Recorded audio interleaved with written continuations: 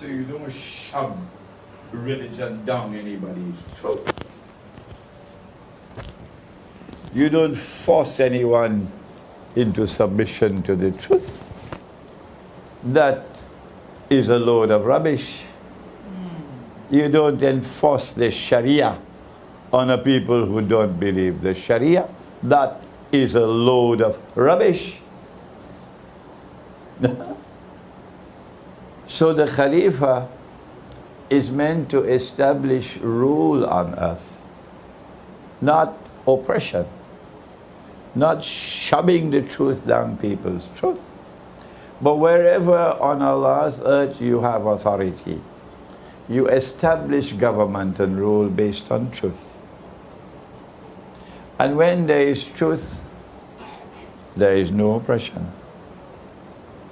When truth prevails, there is no form of oppression. None.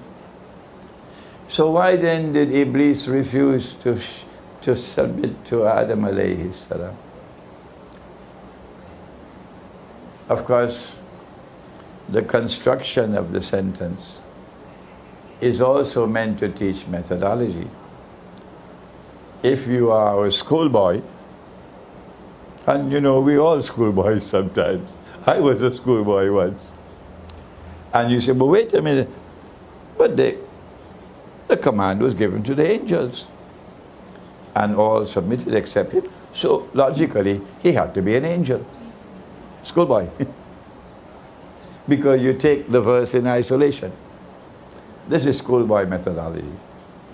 And Allah wants you to know, below in your lesson, don't take any verse of the Quran in isolation. Don't be a schoolboy. Go to the totality of the book and take all the data and integrate it harmoniously to get that which binds it all together. And that you'll know what Allah is talking about. So, angels cannot disobey. No. Angels cannot disobey. But he disobeyed. So he can't be an angel. He disobeyed, so he cannot be an angel. But the schoolboy already declared he's an angel. And then Allah says elsewhere in the Quran, he's jinn. So that's just methodology. And I have a book here, which just came out of the printery a few days ago. And I hope and I pray that you read this book. Methodology for study of the Quran. Do please, please, please read and study this book. So then he refused to make sajda. So Allah asked him, Iblis, when I ordered you to make sajda, why did you refuse? Do you know the answer he gave? I hope we will be friends when the lecture is over. Okay? I hope and pray we'll be friends when the lecture is over. He said, I'm better than him. I was created superior. I am born superior. I belong to a superior class. Do you remember hearing these words? You hear it in this country, you hear it in that country, you hear it there, you hear it there. I don't want to mention names. I am better than him. You created me from fire, you created him from clay. I don't know what the Arab was created from. I don't know what the Malay was created from. I don't know what the Chinese were created from. I don't know what the Europeans were created from. But this one says, I belong to a master race. You must have heard that in Penang. Huh? I was born to rule the world.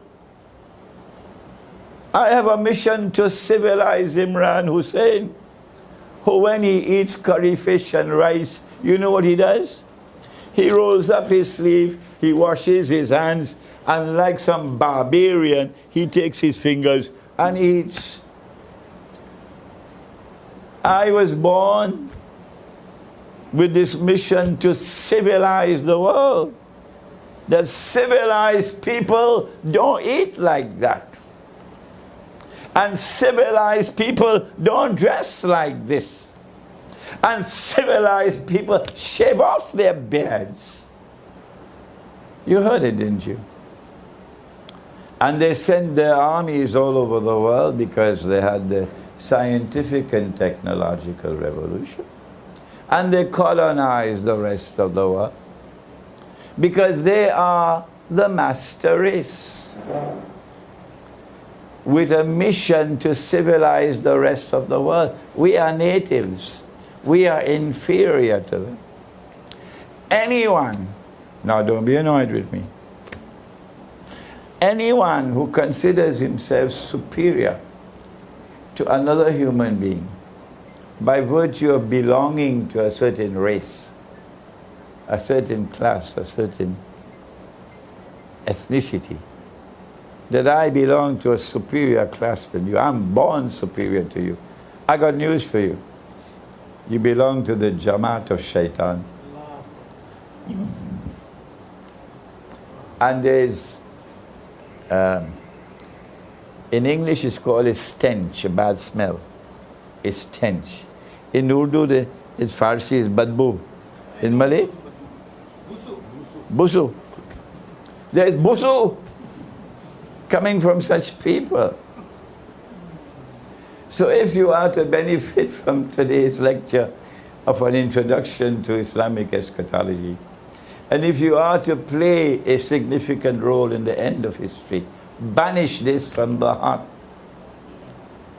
that you are not superior to any human being. No. What makes it superior is your conduct, your faith, what is in the heart, not what you are born with. But those who arrogantly pursue the agenda of imposing their blood-stained rule over the whole of mankind, by the hook and by the crook, mostly by the crook, they are a people who are following in the footsteps of Shaitan. They say, we are superior to you. Like Iblis said, I'm superior to him. That's how history began. And that is how history is ending. That is how history began. And that is how history is ending. I have used the Quran to connect the dots of history. This branch of knowledge does not as yet exist in Islam. We have not as yet developed Islamic eschatology as an independent branch of knowledge. No. We are now attempting to establish a branch of knowledge that the Christians have already. The Jews already have it. We don't have it. But we have the Quran. And if you pursue the effort, and Allah blesses you with knowledge, you'll be able to connect the dots in the Quran and develop an eschatological understanding of the world today. They want to impose their rule over the world arrogantly in order that Israel might rule the world.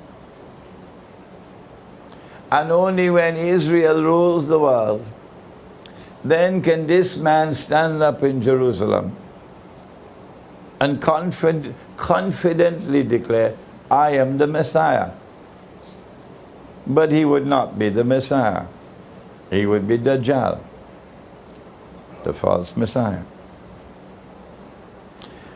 Nabi Muhammad alayhi salatu wasalam told us, there's more in the beginning of history. I'm writing my book on Dajjal now.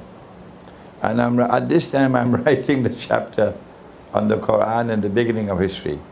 So it's not there in any of my books there, but in another few months I hope this book will be finished. So we don't have more time to spend with the beginning of history. Let us now go to Nabi Muhammad alayhi salatu wasalam, who said that when Dajjal is released by Allah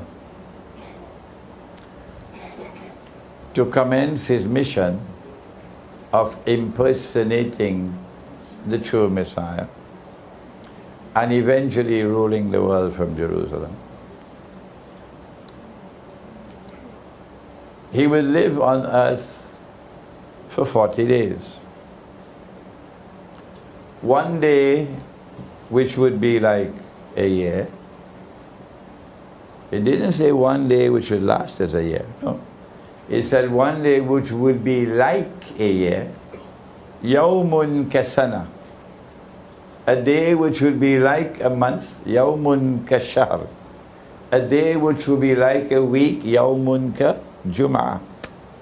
And then after that, sa'iru ayyamihi ka ayyamikum. He will be in our world of space and of time as a human being. So we would see him. But before that, there are 3 stages.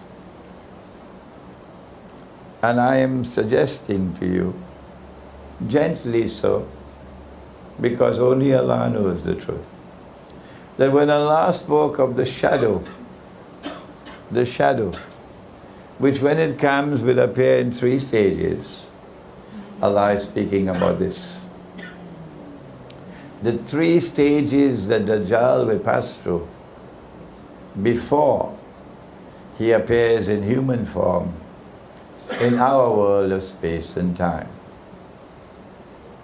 Are there angels in this room apart from your wife?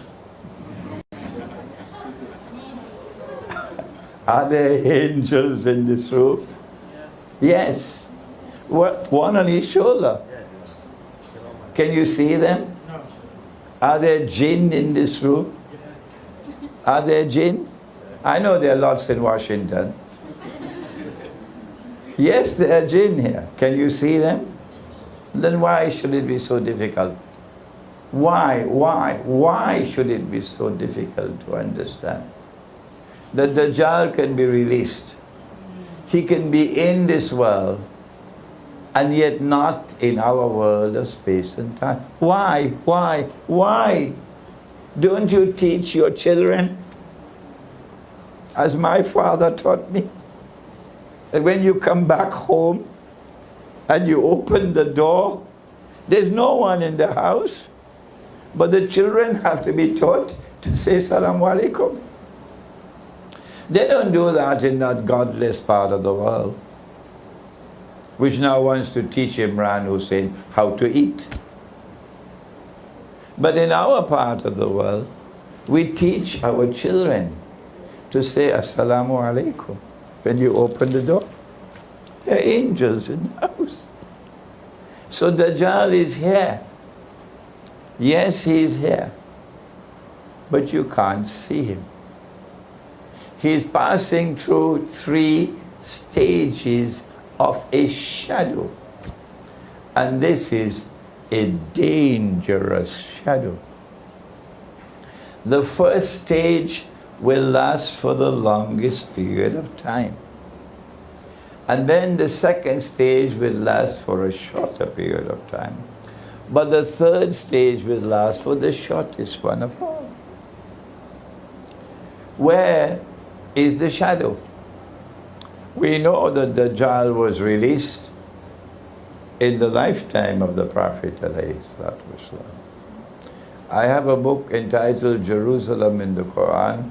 I guess some of you must have read it. It was written, we have it in Bahasa as well. It was written 12, 14 years ago. And in that book you'll find all of this analysis, all this. 14 years ago.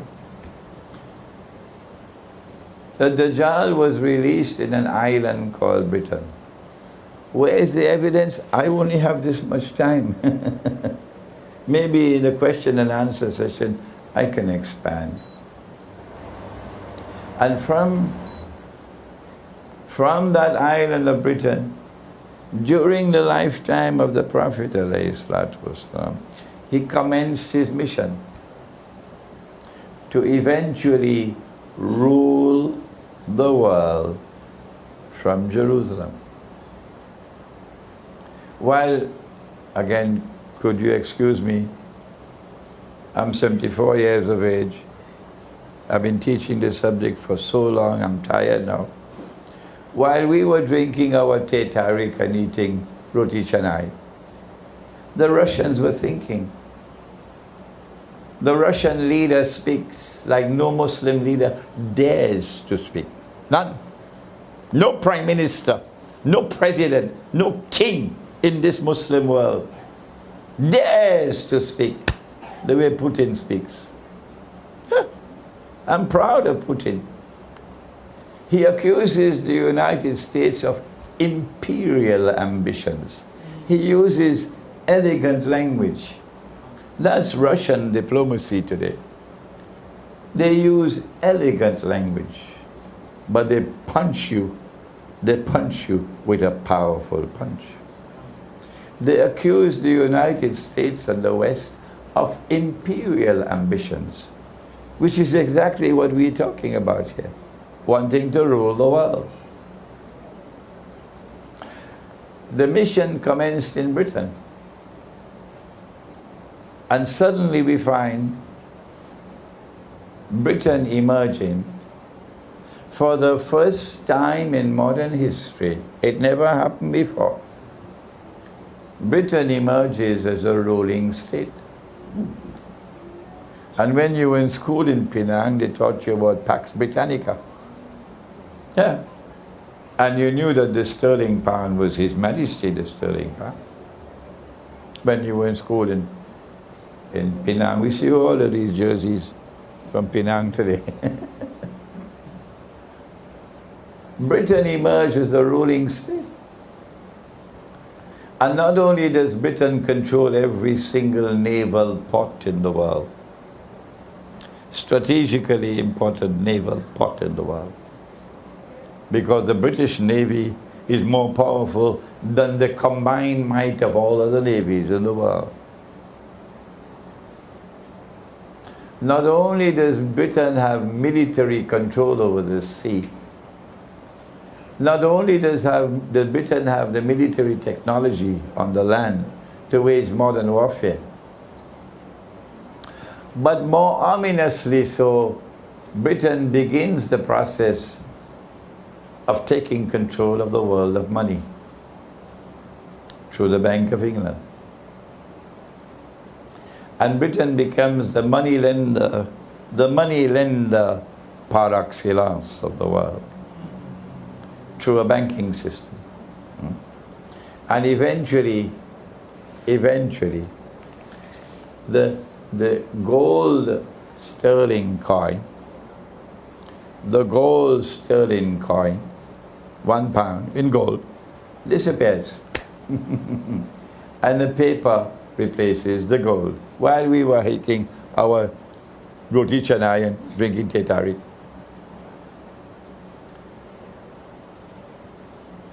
And then came the end of the day like a year.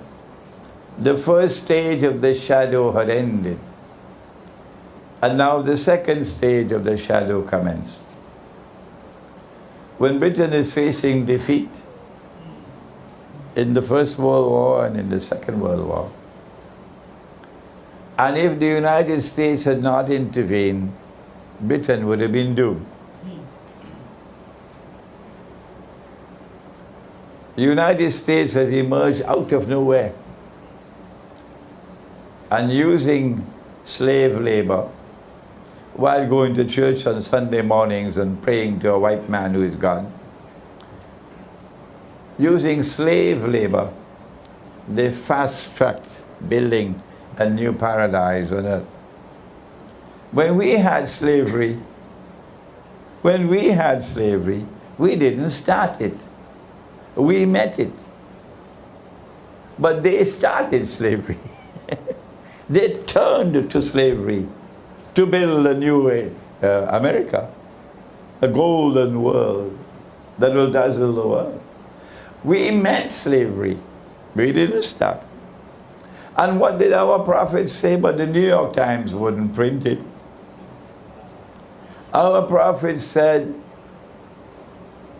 give your slave to eat the food that you eat, and give him to wear the clothes that you wear. In Islam, when we liberated a slave, we made sure that we first restored his humanity. And then we liberated him. And after we liberated him, we embraced him as our brother. And by the next generation, you didn't know whose father was a slave master and whose father was a slave. But in the United States of America, which all of mankind is worshipping today, they've forgotten Mecca as their Qibla. Their Qibla is Washington and London. That's where they worship. They worship at the altar of a US visa. Forgive my sarcasm. The son of the slave and the grandson of the slave and the great-grandson and the great-great-great-great-grandson of the slave is still a slave. And the slave master is still a slave master after 200 years. And they dare to talk to Islam?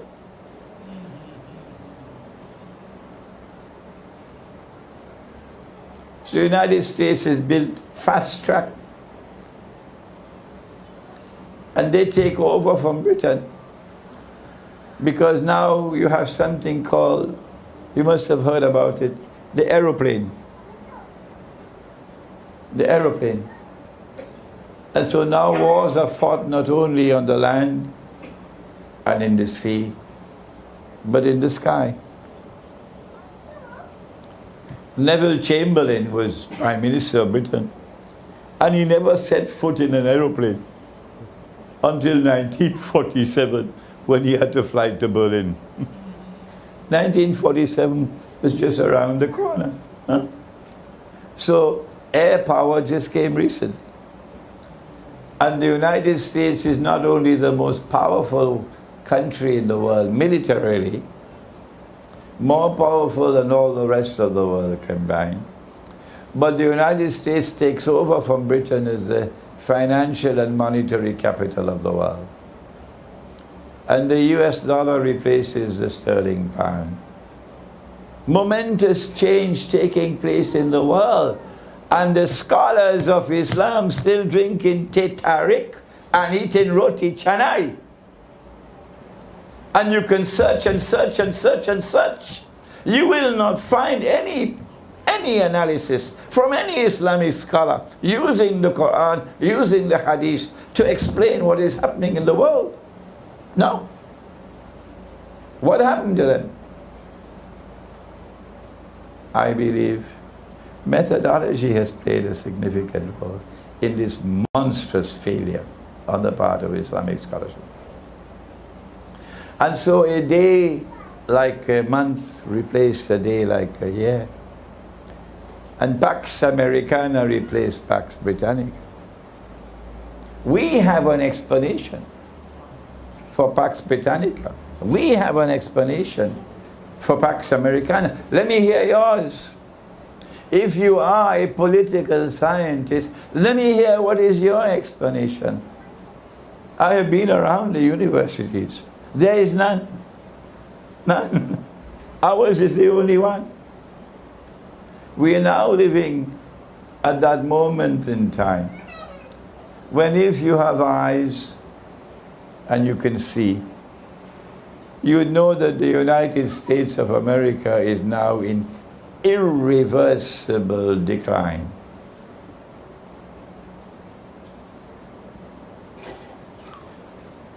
And stage 3 of the shadow is about to replace stage 2. I may not live long enough to see the change from stage 2 to stage 1. Stage 1, stage 2, stage 3. But you may live to see it. Well then, who is going to replace the United States? Is it China? No. Is it Russia? No. It's going to be Israel. How can Israel rule the world? The United States is big. Israel is small. Either Israel has to expand and become very big and powerful like the United States, or, very sad to mention it, The world has to become smaller. The world has to become smaller. Which one will it be? You know the answer. As terrifying as it is, you know the answer.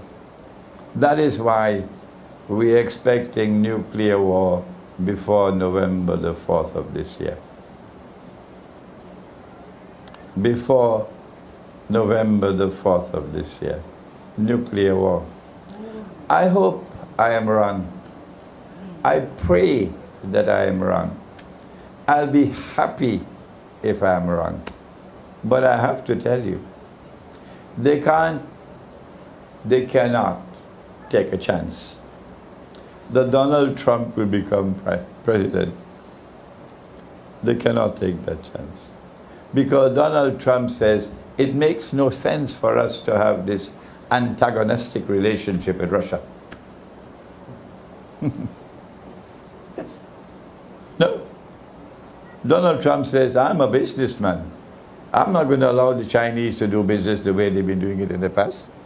Things are going to be different with me.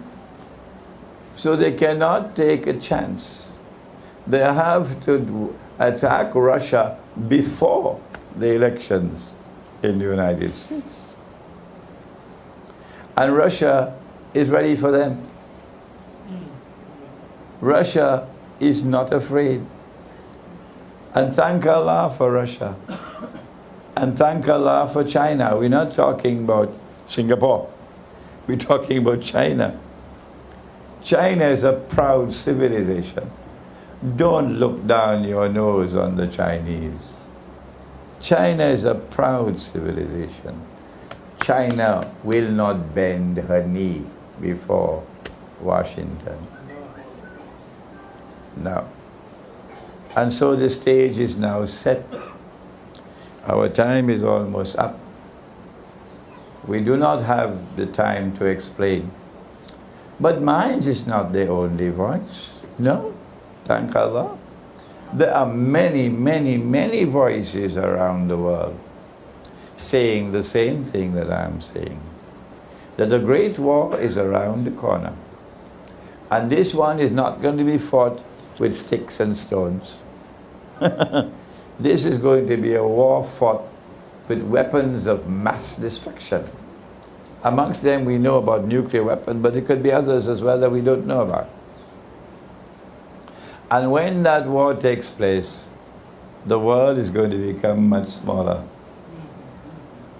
So it's a good time to be old. Eh? It's a good time to be old. It's a terrible time to be young. Terrible. After the war takes place, do you know what our Prophet has said? He spoke about the war, incidentally. The next event to take place after the Great War, said Nabi Muhammad alayhi salatu wasalam, is what?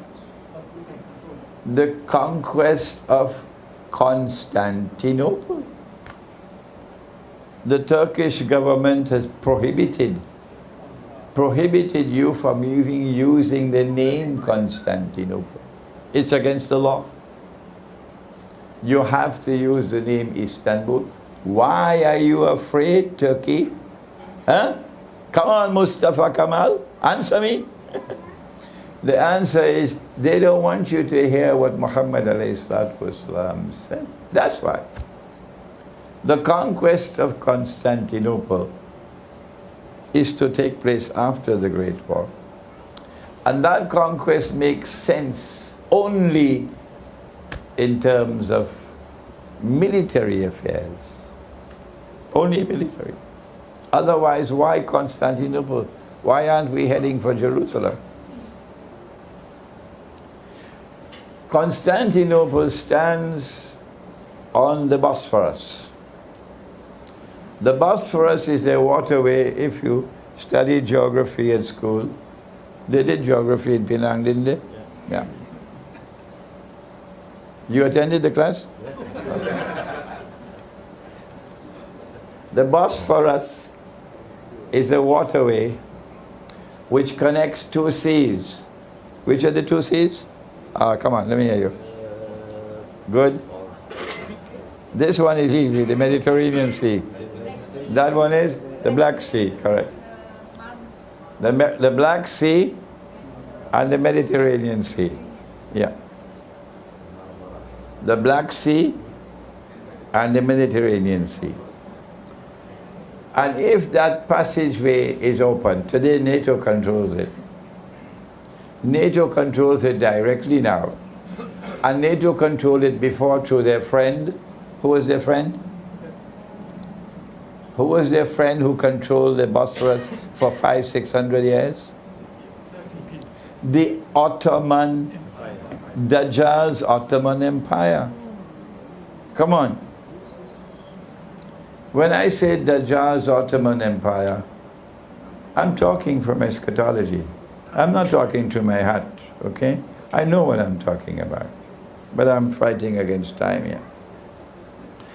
It is only in one military sense that the conquest of Constantinople makes military sense, and that is that the Russian Navy will now have the freedom of passage. NATO cannot stop it, to enter into the Mediterranean, indicating that the war which is coming is going to spell the destruction of NATO.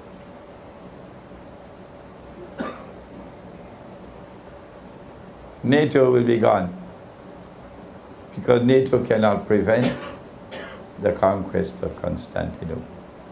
Look at Islamic eschatology, saying things that your international Islamic university knows nothing about. Nothing. This is an introduction to Islamic eschatology. There's much more to the subject. I advise you to read my books. Several of my books are on eschatology, an Islamic view of Gog and Magog in the modern world, Jerusalem in the Quran. We have these in English and in Bahasa. Surah Al-Kahf and the modern age. Surah Al-Kahf is that surah of the Quran, more than any surah, which deals with Akhirul Zaman. And then there is a small booklet on Khidr, about 25 pages. On money, you'll find the gold dinar and silver dirham, Islam and the future of money. The paper money is going. Oh yes, there'll be no paper money tomorrow. When Israel takes over, the new money is going to be invisible and intangible. Electronic and digital money. And we said this 15, 20 years ago. Huh? But who was this thing? At that time, you can't take your money out of the bank. So banks rule the world. Banking is almost ruling the world today. Tomorrow, banking will rule the world. And if you cross the line, that's it. Your account will be frozen. So we will all become slaves now in order to protect our bank account. You have to bow down and worship Dajjal if you want your bank account to remain open. That is tomorrow. We pray that Allah subhanahu wa ta'ala may make us a people who will return to His book, the Quran, to study the Quran, that the Quran might explain to us the world today. ربنا تقبل منا إنك أنت السميع العليم وتب علينا يا مولانا إنك أنت التواب الرحيم برحمتك يا أرحم الراحمين آمين.